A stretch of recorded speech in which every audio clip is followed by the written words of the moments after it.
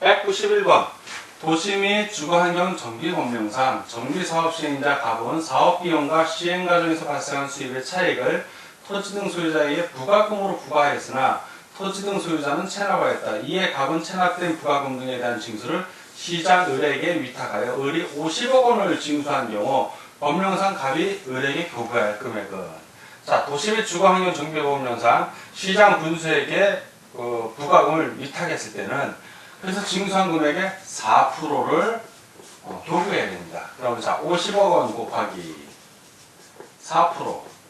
자, 4%니까 50억 원에 몇 프로? 0.04입니다. 그럼 5, 4, 20. 그러니까 2억 원이 되겠죠, 이것은. 191번은 2억 원, 3번이 정답이 되겠습니다.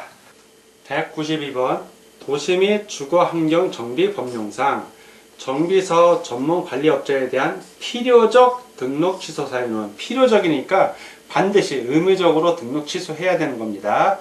1. 등록 기준에 미달하게 될 때, 이거는 필요적인 게 아니라 임의적입니다. X. 2. 다른 사람에게 자기의 성명을 사용하여 도시 및 주거환경정비법에서 정한 업무를 수행하게 한 때, 이때는 필수적으로, 필요적으로 등록 취소해야 됩니다. 맞고요. 3. 국토교통부 장관에게 업무 감독상의 보고를 허위로 한 때, 이때는 임의적입니다. 임의적 등록 취소 사유고요. X. 4. 고의 또는 과실로 조합에게 계약금액의 3분의 1 이상의 재산상 손실을 끼친 때, 이때도 임의적 등록 취소 사유입니다. 그래서 X. 5. 최근 3년간 2회 이상의 업무 정지를 처분을 받은 자로서 그 정지 처분을 받은 기간이 합산하여 6월을 초과한 때, 이때도 임의적 등록 취소 사유이기 때문에 X. 필요적 등록 취소 사유는 딱 하나 2번이므로 192번은 2번이 정답이 되겠습니다. 193번 건축법이 적용되는 대상에 해당하는 건축물은, 이 문제는 건축법이 적용되지 않는 건축물을 알면 나머지 하나를 찾으란 얘기입니다. 그래서 건축법에 적용 대상에서 제외되는 건축물 하면 여러분들이 머릿속에 딱 5글자가 떠올라야 돼요. 문, 철, 고, 건, 수. 그래서 문은 문화유산의 보전 및 활용에 관한 법률에 따른 지정문화유산이나 임시지정문화유산 또는 자연유산의 보전 및 활용에 관한 법률에 따라 지정된 천연기념물 등이나 임시지정 천연기념물, 임시지정명승, 임시지정 시도 자연유산을 말합니다. 이거 문은 그렇고요. 철은 이 철도 떠올라야죠. 철도나 궤도의 선로 부재에 있는 다음의 시설, 운전보안시설, 철도 선로의 위나 아래를 가로지는 보행시설, 플랫폼, 해당 철도 또는 궤도 사업용 급수, 급탑 및 급유시설 말하고요. 자, 고는 고속도로 통행료 징수시설을 말합니다. 컨은 컨테이너, 그렇죠. 컨테이너를 이용한 간이 창고, 공장의 용도로만 사용되는 건축물의 대지에 설치하는 것으로서 이동이 쉬운 것만 해당된다. 다음에 이제 수죠. 수는 하천법에 따른 하천구역 내의 수문 조작시를 말합니다. 그래서 건축법이 적용 대상에서 제외되는 건축물 요 5가지 문철, 고, 건수에 해당하지 않는 걸 찾는 거죠. 자, 읽어보겠습니다. 1. 전통사찰 해당되지 않죠. X. 자, 플랫폼은 해당됩니다. 고속도로 통행료 징수시설 해당되고요. 컨테이너를 이용한 간이창고 해당됩니다. 그리고 임시지정 문화유산, 제외되는 건축물에 해당되는 것도 찾는 겁니다. 지금은 근데 건축법의 적용 대상에서 제외되는 건축물 문철, 고건수 요걸 뺀 나머지 하나 바로 전통사찰이죠. 그래서 적용되는 건축법에 적용되는 대상에 해당하는 건축물은 바로 1번 전통사찰이 되겠습니다. 다음 194번 문제입니다. 194. 건축법상 둘 이상의 필지를 하나의 대지로 보는 경우에 해당하지 않는 것은, 자, 이 경우에는 토지 소유자가 서로 다르거나 소유권 외의 권리에 대한 권리관계가 서로 다른 경우는 제외를 합니다. 자, 하나씩 보겠습니다. 건축법상 각 필지의 지변 부여 지역이 달라 토지 합배에 불가능한 경우, 이럴 때는 둘 이상의 필지지만 하나의 대지로 봅니다. 2. 하나의 건축물을 두 필지 이상에 걸쳐서 건축하는 경우, 즉 필지가 이렇게 두 개 있는데 거기에 건축물이 하나 들어섰다는 얘기입니다. 이런 경우도 둘 이상의 필지를 하나의 대지로 봅니다. 3. 도시군 계획시설이 설치되는 일단의 토지 역시 둘 이상의 필지를 하나의 대지로 봅니다. 4. 도시 및 주거환경정비법에 의하여 주택을 건설하는 경우로서 관리처분계획으로 정하는 일단의 토지, 요거는 해당 사항이 없습니다. 이와 비슷한 규정은 주택법에 의해서 사업 승인 계획을 받아 주택과 그 부대시설, 공비시설을 건축하는 경우에, 이 경우에 주택단지는 둘 이상의 필지를 하나의 대지로 보지만 도시 및 주거환경정비법에 따른 것은 해당되지 않습니다. 5. 사용 승인 신청 시까지 하필할 것을 조건으로 건축 허가를 하는 경우 그 하필 대상이 되는 토지, 이 경우도 둘 이상의 필지를 하나의 대지로 봅니다. 다 동글뱅이고 하나만 X, 해당하지 않는 거 고르는 거는 194번, 4번이 정답이 되겠습니다. 195번. 건축법상의 증축을 올바르게 표현한 것은 1. 건축물을 그 주요 구조물을 해체하지 아니하고 같은 대지의 다른 위치로 옮기는 것. 이것은 이전입니다. 이전. 그러니까 증축이 아니죠. 2. 건축물이 없는 대지에 새로 건축물을 축조하는 것. 이것은 신축입니다. 신축. 증축이 아니라 신축. 그래서 X. 3.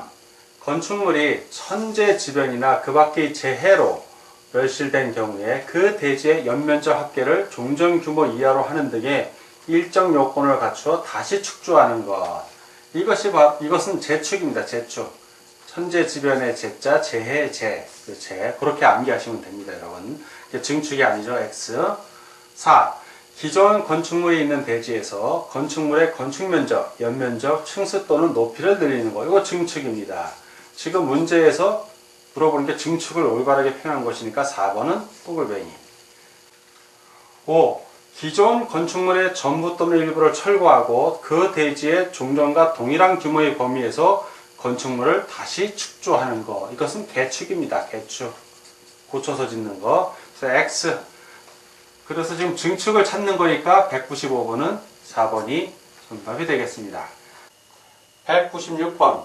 건축 법령상 증축, 개축 또는 재축에 해당하지 아니하는 것으로서 대수선 행위로 볼 수 없는 것은 1. 내력벽의 벽면적을 30제곱미터 이상 변경하는 행위. 이건 대수선 행위로 볼 수 있습니다. 2. 건축물의 전면부 창문틀을 해체하여 변경하는 행위. 창문틀은 주요 구조부가 아니죠. 그래서 대수선에 해당하지는 않습니다. 3. 경관지구 안에서 건축물의 담장을 변경하는 행위. 대수선에 해당이 되고요. 4. 건축물의 방화 구획을 위한 바닥 또는 벽을 해체하여 수선하는 행위. 역시 대수선 행위로 볼 수 있습니다. 5. 다세대 주택의 세대 간 경계벽을 수선하는 행위. 이것도 역시 대수선 행위로 봅니다. 다 오고 하나만 X, 볼 수 없는 것을 고르니까 196번은 2번이 정답이 되겠습니다. 197번. 건축 행위에 관한 설명 중 맞는 것은 1번. 건축면적 30제곱미터의 부속 건축물이 있는 대지에 새로이 건축면적 100제곱미터의 주택을 축조한 행위는 증축에 해당한다. 이건 증축이 아니라 신축입니다. 신축, 새로 건축한 겁니다. X. 2. 건축면적 100제곱미터인 주택을 해체하고 건축면적 30제곱미터인 주택을 새로이 축조한 행위는 개축에 해당한다. 맞습니다. 3. 기존 건축물의 높이를 높인 행위는 대수선에 해당한다. 대수선이 아니라 증축입니다. 증축. X. 4. 건축물이 천재지변에 의해 완전히 멸실된 경우 그 대지에서 연면적 합계를 종전규모 이하로 하는 등의 일정 요건을 갖추어 다시 축조한 행위는 개축에 해당한다. 개축이 아니라 이걸 재축이라고 합니다. 재축, 천재지변은 X. 5. 건축물의 주요 구조물을 해체하지 아니하고 다른 대지로 위치를 옮긴 행위는 이전에 해당한다. 이전은 다른 대지로 위치를 옮기는 게 아니죠. 같은 대지의 다른 위치죠. 다른 위치. 즉, 같은 대지 안에서 옮겨야 됩니다. 그래서 x 다 x고 하나만 O 맞는 것을 고르니까 197번은 2번이 정답이 되겠습니다. 198번 건축 법령상 건축에 관한 용어 설명 중 틀린 것은 1. 건축물을 그 주요 구조부를 해체하여 동일한 대지의 다른 위치로 옮기는 것은 이전에 해당한다. 해체하지 아니하고입니다. 이전은 주요 구조부를 해체하지 아니하고. 그래서 X 2. 기존 건축물이 있는 대지에서 건축물의 높이를 증가시키는 것은 증축에 해당한다. 맞습니다. 3. 기존 건축물이 있는 대지에서 건축물의 층수를 증가시키는 것은 증축에 해당한다. 맞습니다. 4. 건축물이 재해로 멸신된 경우 그 대지의 연면적 합계를 종종 규모 이하로 하는 등의 일정 요건을 갖추어 다시 축조하는 것은 재축에 해당한다. 맞습니다. 5. 기존 건축물의 전부를 해체하고 그 대지의 종전과 동일한 규모의 범위에서 건축물을 다시 축조하는 것은 개축에 해당한다. 맞습니다. 다 오고 하나만 X 틀린 것을 고르니까 198번은 1번이 정답이 되겠습니다.